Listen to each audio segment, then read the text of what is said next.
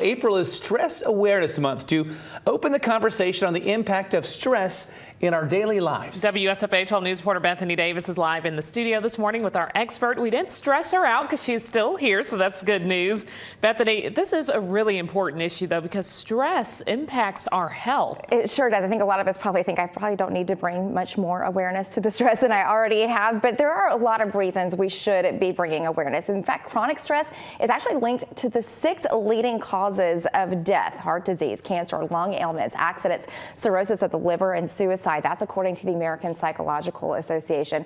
This is Bianca Austin, who's a therapist with Samaritan Counseling Center. So we know that because of that, managing stress is very important, but how do we know when it's time to really reevaluate how well we're managing our stress?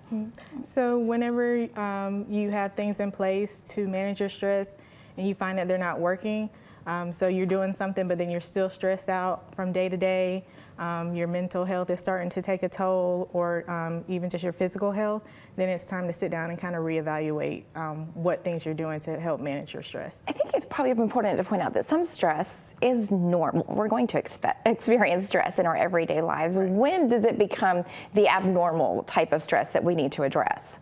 When it's more long-term, because when you're stressed out, it can be good for you in a way that you are motivated more, you're alert more, and then you're more inclined to finish whatever the activity is that you're doing. Talk a little bit about some ways we can manage our stress, or maybe do a little bit better job of managing our stress.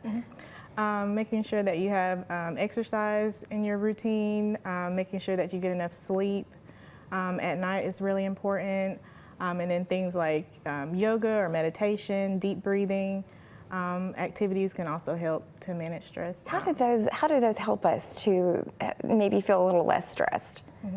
When you take your mind off of kind of whatever the stressor is a little bit, then you can kind of focus on completing the task.